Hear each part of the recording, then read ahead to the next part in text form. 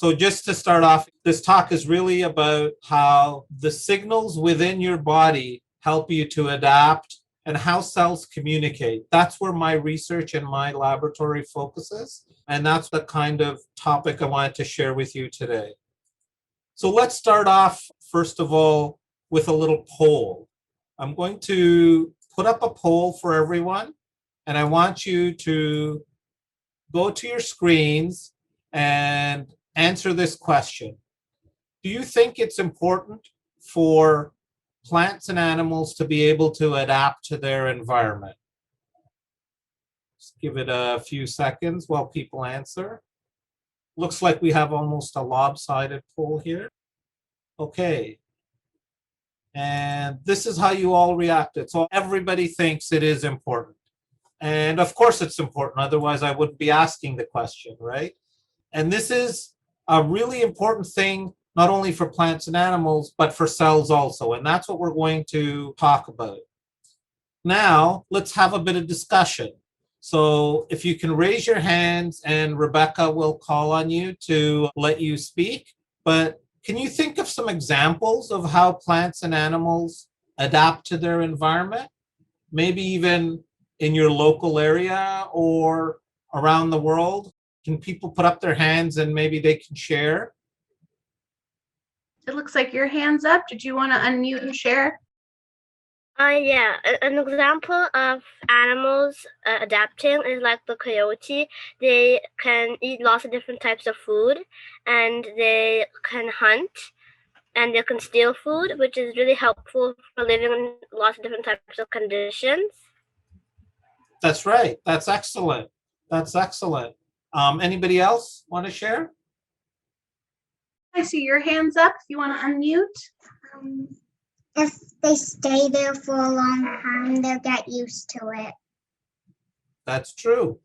Animals do get used to certain environments. That's a very important point. Anybody else? Did you want to say something? Yeah, so an example like adaptation is like, for example, the polar bear, they mainly hunt for fish and seals, but a different kind of bear, like the black bear, hunts for deers. So that's an example of adaptation in different climates. That's right. Maybe we'll have one more, but don't forget your thoughts. We'll have lots of time at the end of the lecture to talk about all of this. So maybe we can get one more person. Yeah. An example of adaptation are rabbits in your neighborhood. They tend to eat from people's gardens if they can't find food. Yeah, that's absolutely true. And in fact, in my neighborhood, I know raccoons seem to be getting smarter because they can break into garbage cans pretty easily these days. And I'm sure, maybe a few hundred years ago, raccoons wouldn't have had the ability to break into garbage cans, but they've certainly figured out how to scavenge for foods. So we'll come back to this topic at the end of the lecture, so don't forget your ideas. So let's move on now. So if you can all put your hands down, and we'll continue the talk. So some of the examples I thought about were, we heard about polar bears, but there are Arctic hare, foxes. Now, one of the things that does happen is the ability to adapt interacts with the genes that the animals have. And so you see in Arctic environments, a lot of animals are white because they blend in with the snow and they can hide. None of you, interestingly, mentioned plants, but plants can also adapt. So one example is the cactus. It's learned how to store lots of water inside of its stems. Camels are a great example of being able to adapt. They have fat on their backs that store water and help them to stay hydrated in a very dry environment. But here's an example much closer to home. Tell me if you recognize this. And would you have thought of this as adaptation? I'm hoping everybody sees the video. So what is this an example of? Could someone raise their hand and answer? What just happened there? I see one hand. Okay, we've got a hand. Yeah, go ahead. The trees adapt to the wind. So this isn't exactly the wind. This is supposed to be in the fall when trees lose their leaves, right? You see all the colors. But I agree with you. It actually, I just realized when you said that, the snow on the ground isn't really visible. So you can't really tell. It looks like a windy day. There's one more hand. Can we take one more person? Rebecca, can you take the next person whose hand is Yep. up? Do you want to tell us your thoughts? I think that when it's spring, the trees are full of leaves. When it gets colder outside, the trees are adapting to the weather by shedding their leaves. That's exactly right. So that's what we're seeing here. In the fall when the trees shed their leaves. So this is actually a response of trees becoming stressed due to the weather, and they're trying to adapt. And we don't normally think of plants getting stressed, but they do, and they have molecules inside them that allow them to adapt. For the purposes of this talk, we'll call them signaling molecules, but these are really, as you can see from this diagram, these are sort of like hormones that might be inside humans. So these hormones, when the days start getting colder and the light gets less, the trees make these hormones in their roots, in their leaves. And what these hormones do is they actually close off the base of the leaf. So the tree wants to lose the leaves so it can save the water, because in the winter, the trees can't get access to a lot of water because it's frozen in the ground, right? So it wants to save from losing water from within its body, so it tends to lose the leaves. And the way it does that is through the action of these hormones. So these are examples of how trees communicate from one part of the tree to another. So trees communicate and can adapt to the environment. Do humans adapt? Right? And one of the examples that I thought of discussing today was exercise. We all exercise to some extent or another. This is an example of what we call resistance exercise or weight training. So when we do weight training, I'm sure you may have noticed that your muscles actually get bigger. A lot of people exercise just to make their muscles get bigger, but really exercise is generally a very good lifestyle habit. And so when we exercise, does anybody have any ideas on why they think their muscles might get bigger if you do exercise? Let's see some hands, and maybe we can take 2 or 3 voices to talk about that. Rebecca? Do you want to share your thoughts? When your muscles get into the habit of lifting something, they become stronger in the sense that they remember how to do it. So it's a reaction of the body when you're lifting a weight. Its natural reaction is for your muscles to get bigger. That's true. Have you ever thought about what's the communication going on between your muscles, let's say, when they get bigger? What are they saying to each other? That's what I want to talk to you about today. So I saw that also had his hand up. Do you still have your thought? When you exercise your muscles, they don't really get bigger that much. It kind of reinforces your muscles instead of actually making them as big. That's true. There is a lot of reinforcing that happens, and it does depend on the type of exercise you do as to whether the muscles get bigger or not. But let's try this. If you put your hand in front of your elbow on sort of on your upper arm, on your bicep almost, right? So not on your forearm, not past the elbow, but just before the elbow.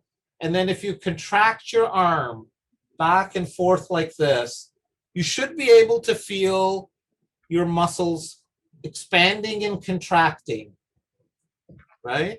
And so if you could go inside your muscle, this is what your muscles look like. They're sort of fibers within fibers within fibers. They're very small fibers at the level of the cell. If you ever look at muscle fibers, They kind of remind me of cheese strings. That's why I put this picture up. I love to eat cheese strings, but they also remind me of muscle fibers. And there you can see there's finer and finer fibers within a cheese string if you start peeling it. That's kind of what a muscle looks like. So I'm going to show you this little tiny video. The sound isn't the best, but I'll explain this after. But this is how your muscles actually contract.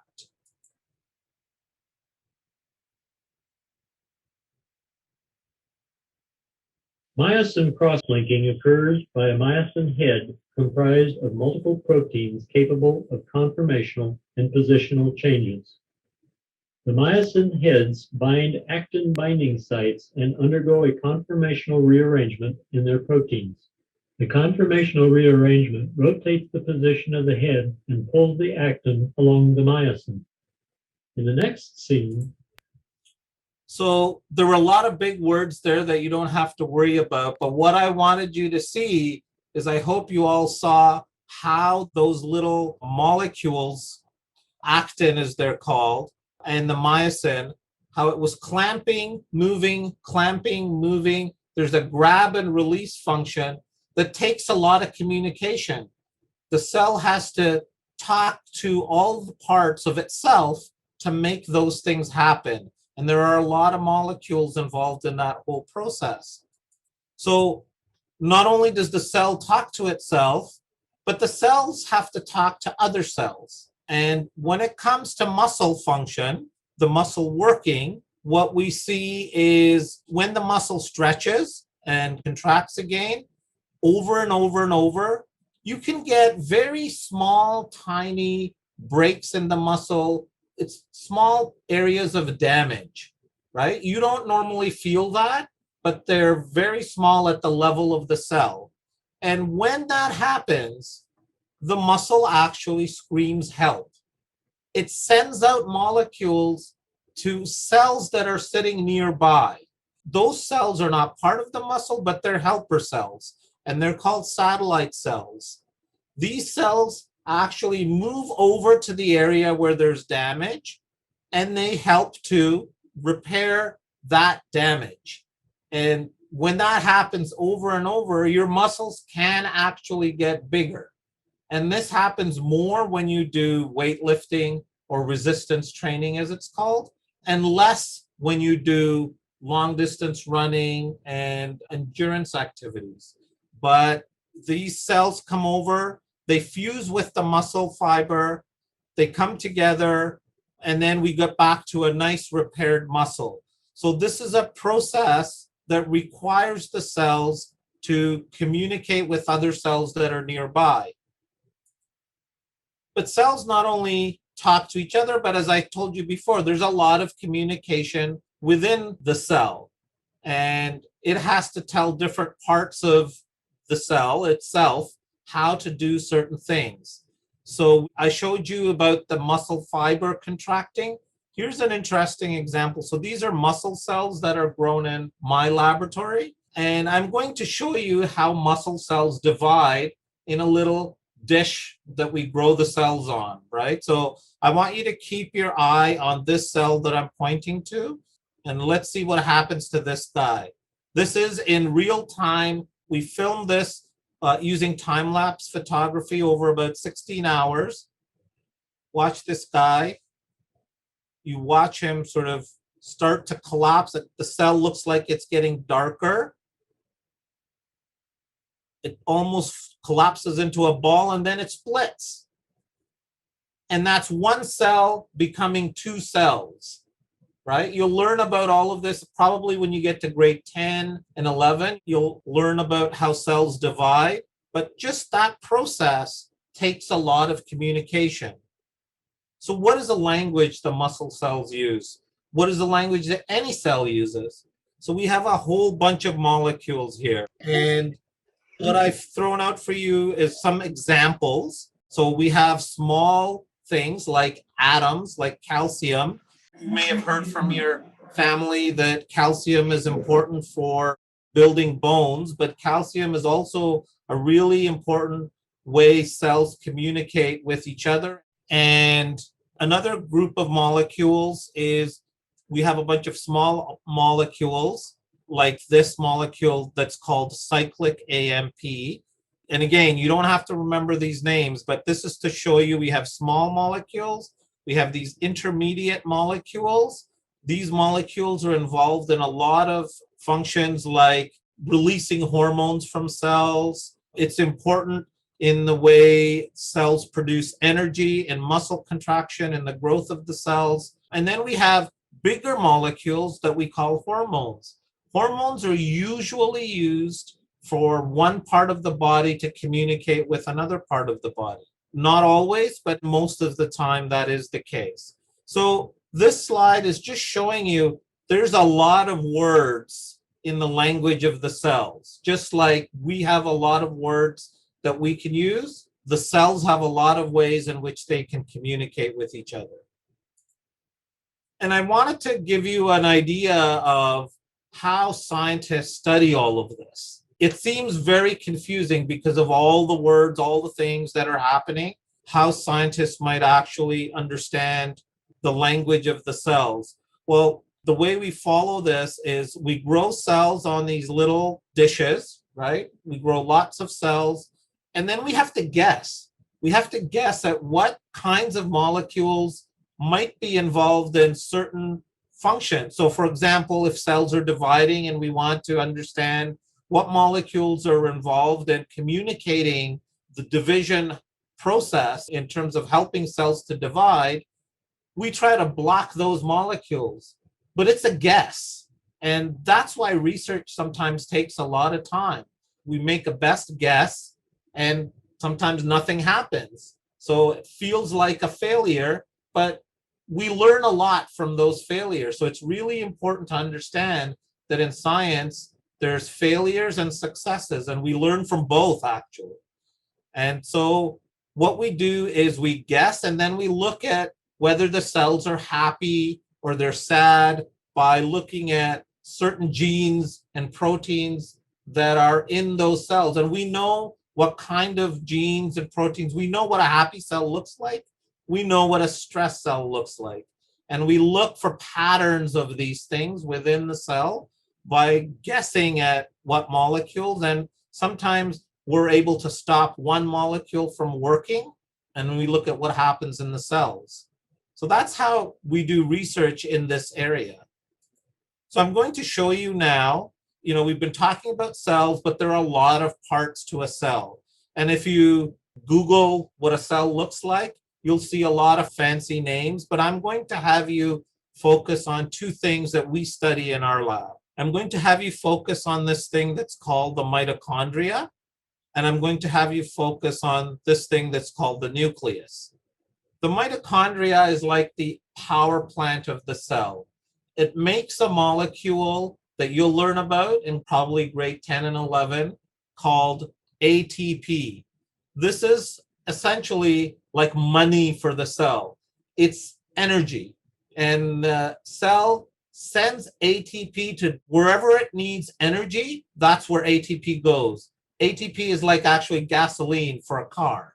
It drives certain cell functions. And that's why we focus on this, because it's a very important part of the cell. The nucleus is like the brain of the cell, right? So when you see cells in a textbook, they look like pretty pictures. But cells actually move around and do a lot of crazy things. So what we did here was we put some cells on a little glass dish. And I want to show you that over the span of about 12 hours, cells move around. This is what they look like.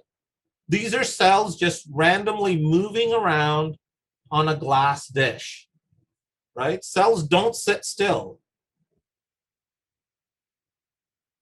right? And you can see how in some areas cells are stretching out. They sort of feel for what's around them, and then they move.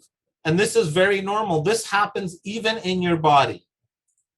So if you wanted to have some fun with cells, you could actually try to go to the internet, find some pictures of cells, and you could try to create an image of a cell, right? And I'm going to show you how you can do some of that. Here's a situation where somebody drew out a cell. They actually baked a cake that looks like a cell that has different parts of the cell. But now let me ask you a question. So I'm going to put up another poll, and I want you to go to your devices and answer this question. So you should all be able to see this question. How many cells are in a human body? So maybe we can have people guess at how many they think. We'll just give it another 5 seconds. Okay. I'm going to end the poll and I'm going to share the result. You guys are very, very smart. Everybody sort of guessed at the high numbers, which I thought you would, but the actual number of cells that, according to scientists, we have about 30 trillion cells in our body. That's the third choice, right? And that's a lot of cells. So question B is 30 billion cells, and that's also a huge number. But scientists think we have about 30 trillion cells in there, and that's actually based on a calculation that says one cell weighs about 1 nanogram. So 1 nanogram, if you want to know how much that is, that's a very, very, very light weight. And if you take a grain of rice and divide it into 25,000 pieces, that would be about 1 nanogram. So one cell is very small. If you wanted to have fun making cells and learning about cells, you could go to the internet and get a picture of a cell. And here's some examples where people have used crafts like styrofoam or clay to make a model of a cell. Some people went to the trouble of baking a cell because they wanted to, I guess, eat their creation. So here we have a cell that looks like it's built on a little tortilla shell. Here they baked a little cookie. Here there's a Jell-O mold. So if you want to make a cell and take a picture and send it to our email address, we'd love to be able to share your creations on our website. Okay, so now we're going to have another poll. We've been talking a little bit about adapting, and I want you all to understand what adaptation in a cell might feel like. So you should all be seeing this question come up on your screen. You know, we know that people show stress, and the stress feels differently for everyone. So we can't assume for people that everyone will react in the same way. Well, cells are the same thing. So let's imagine something. Let's imagine for a minute that someone was really bothering you, say poking you constantly. How would you react? Let's give it another 5 seconds.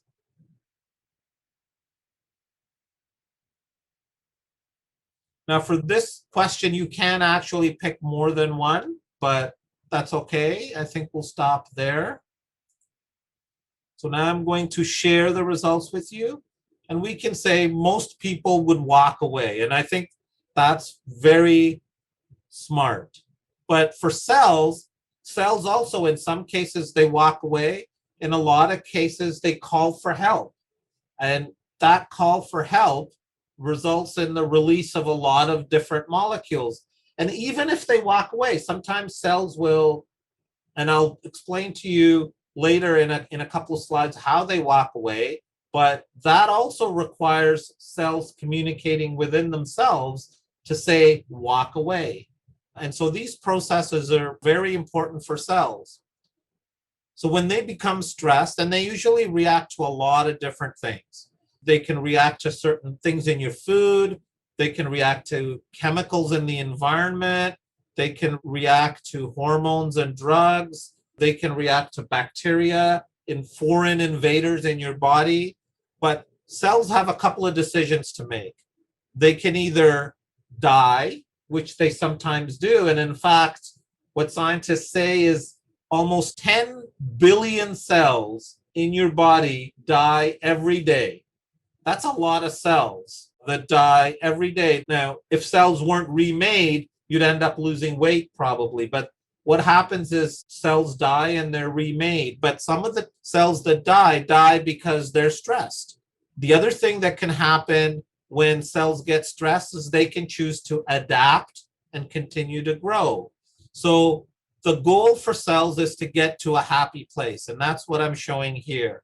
So what we want to understand in my lab is how do cells go from being stressed to getting better, right? And in this whole process, there's a lot of communication that happens. But the one thing that I really want all of you to learn about and know that not all stress is bad, right? It's really important that you understand that sometimes stress helps us grow, helps us benefit from things like exercise. So remember we talked about exercise being a form of stress? Well, when we exercise, we learn to adapt, to lift heavier things, run faster. So it's really important to understand that. Dr. Raha, someone has asked, how do cells become stressed? Oh, okay. So let me come back to this. So let's say you have chemicals and hormones and drugs that attack a cell. So there are communication molecules. Remember I showed you all of those molecules at the beginning? Well, it's like poking a cell, right? It's like poking you. When one of these things comes to the cell, there are parts of the cell that say, oh no, something bad is happening. We need to either die, we need to not affect our neighbors, or we need to tell our neighbors to try to adapt. And if they say we need to adapt, certain molecules go out. If they say we need to die, different molecules go out. So the conversation is really complex when it comes to what's going on within a cell. And those are the things that we study. And I'm going to get to a very specific example in a minute. So let me do that. Let me move forward, because what we study in my lab is how when women are pregnant, during pregnancy, how cells become stressed and how that affects the baby. And really, we look at a lot of different stresses. So we look at when women are exposed to environmental chemicals, foods, exercise, pharmaceuticals, drugs. But where we focus on is the placenta. So the placenta is the gatekeeper between the mother and the baby. The placenta guards the baby. It's a very complicated organ in your body. It's actually an organ that we know very little about, yet it does this really important function. And so in the placenta, when the cells get stressed, we know it affects the growth of the baby. And so those are the things we study. And in particular, I talked to you all about the mitochondria, and we really focus on the mitochondria in the placenta. And what's really important to know is that the placenta, because it does all these really important functions, are really packed with these mitochondria, because the placenta needs a lot of energy to really protect the baby. It does many things like passing food from the mother to the baby. It takes the baby's waste and it passes it back to the mother so she can pass it out. It sends out signals to the baby so the baby can grow. So when the mitochondria in the placenta are stressed, we see that those things, the signals that go from the placenta to the baby, change. So one of the things that we've studied in our lab is the signals that make baby grow and develop. And what we found is when the mitochondria in the placenta are damaged or stressed, those signals get a lot smaller. They get very low, and then the baby doesn't grow as well as it does when the mother is happy. But what we don't know, and things that we are researching right now, are what are the changes that happen in the baby. So I'm going to show you a couple of cool images that we got from our lab. So we've been talking about the mitochondria, and the pictures I've shown you and the pictures you'll see in textbook are pictures of mitochondria that look like these bean-shaped structures. But really, when you look in the cell, they're not like that. They look like little worms. And so this is a picture of actually a skin cell. This is a picture of a skin cell where we actually label the mitochondria with red dye. So you can see the mitochondria glowing red, right? Everybody sees these structures. So when I turn the video on, you don't see it as well here, but if you look down here, you can see the mitochondria wiggling a little bit. You can see this a lot better in this video. So I'm going to pause that. But these long structures are actually mitochondria. You see they form funny shapes. So this is not what a textbook will show you. So this is kind of cool. We were able to look at exactly how mitochondria move. And now we can stress out the mitochondria with different drugs and chemicals and look at how they behave. And that's where we're focusing our research right now. And so one of the big questions is, why does this matter? How does a stressed mitochondria affect the growth of the baby? Well, like I said in one of the previous slides, when mitochondria are stressed, what happens is the signals that go out from the placenta to the baby change. But a lot of other things also change. Things like the blood supply to the baby, the amount of nutrients and waste that cross the placenta also change. These things can all come together to affect the health of the baby. And we know that the mitochondria contributes to changing some of these really important conversations that happen between the mother and the baby. And that's why we're really focused on studying the mitochondria in the placenta. And more than just the effects on the baby, what we know is when the placenta is stressed, it affects the health of the mother, it affects the health of the baby, even growing up.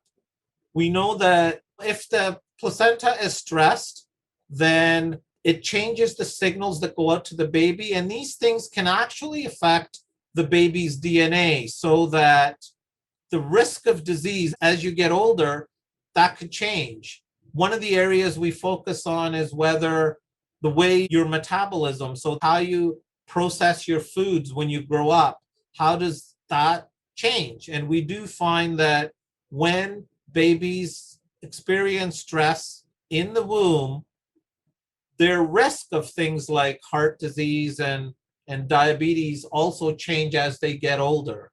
So these are the areas that we focus on in our lab. But as you can imagine, studying the placenta is really difficult, right? Trying to understand how cells talk to each other in an organ that's critical for life. We don't get a lot of samples. So one of the things we've done is we've worked with a group of engineers to build what we're calling an artificial placenta. So this is not a real placenta. It can't grow babies, but what it does is it brings together in this little device you see down here, some of the cells that communicate with each other in a real placenta. And now we can look at how stressing the mother's side of the placenta affects the baby's side of the placenta. And this is a first step to understanding how the placenta works and how that may affect the risk of disease as you get older. Okay? And so with that, I'm going to stop and thank, these are all my students that contributed to the work. And I'm going to stop my lecture and open up the floor for questions, discussions, and to see what you all thought about this, okay? Does anybody have any questions? Right? I know that was kind of complicated. There was a lot of things that you may not have understood, but the most important things that I hope that you understood from all of that was that there are a lot of molecules involved in cell-cell communication, and we don't know what all of those are. And the stress that cells feel can actually be moved forward, right? So plants, animals all feel stress, and they can actually adapt to those. Are there any questions? There is a question in the chat.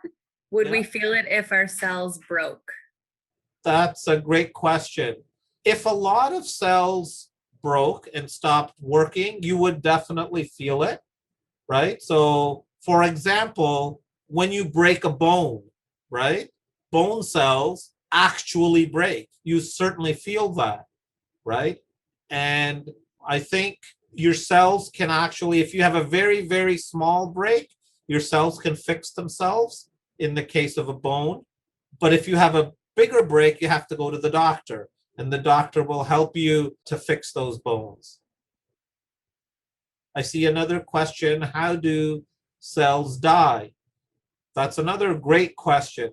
There's been a lot of work done on that. And cells dying is actually a normal part of everyday life. Remember, I told you there were like almost 10 billion cells that die every day in your body. But also, there are lots of new cells that are made. And the way cells die is there's a process where the brain, the nucleus, makes a decision and tells the cell to really shut down and start disintegrating almost. And the way it does that is actually through the mitochondria that makes the energy. It breaks apart the mitochondria first. Then if the cells can't get energy, they start to die naturally, right? It's almost like if you shut off your heart and stopped your blood circulating, you would get sick and you might die. And the cells work in a very similar way. How many cells die in a year? Wow, that's a great question, but that's a math question, and I'm not so good in math. So here's how you would figure it out. Approximately 10 billion cells die in a day. So we know that there are 365 days in a year. So if you do the math, you can probably figure that out. Fair? I'll leave everybody to do the math and figure that out.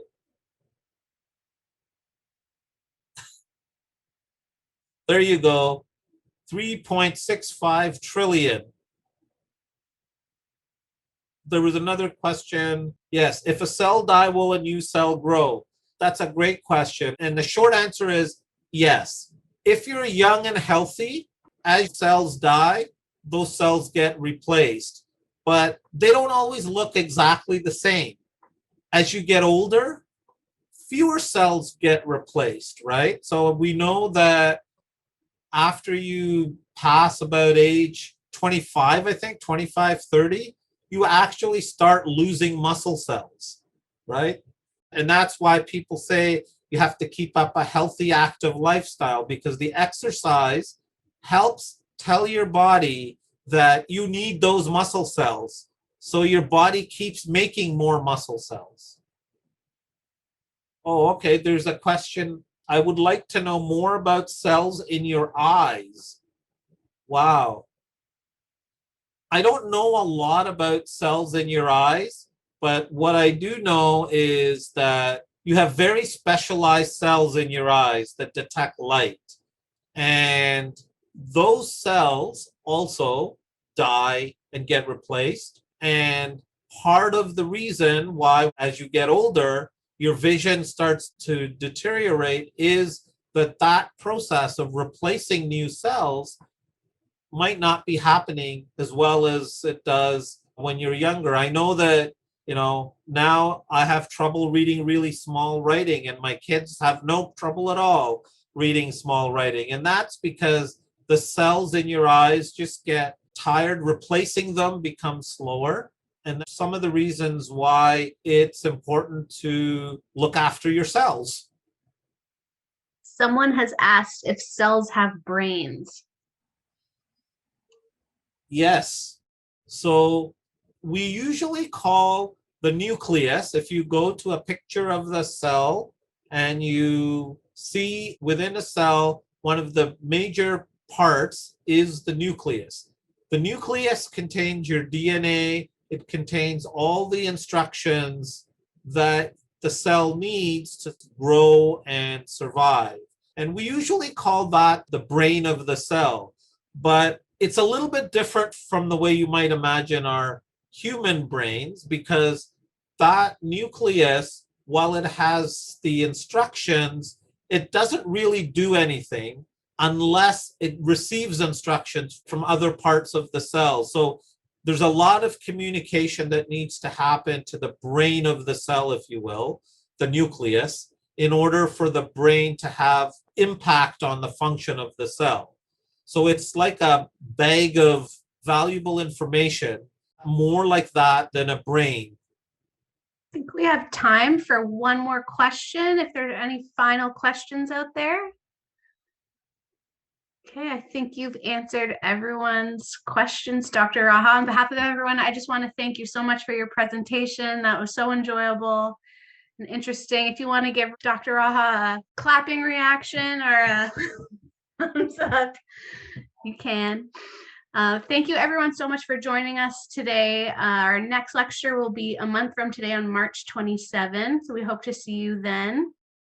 Are there any final words from you, Dr. Raha? I'm really happy that I finally got a chance to share the kind of work I do in my lab, and just to let you know that along with the MCYU, I do research and I love interacting with kids, and I hope you guys all learn some small things about cells. Cells and the communication is a very complicated area, and most scientists don't know a ton about it either. But we hope that with the kinds of information that you're going to learn, mostly in grades 10 through 12, you'll get interested in this area, and maybe one day you can come and join me at McMaster. Thank you again, Dr. Raha. Thank you for joining us, everyone. We'll see you next month. Bye, everyone.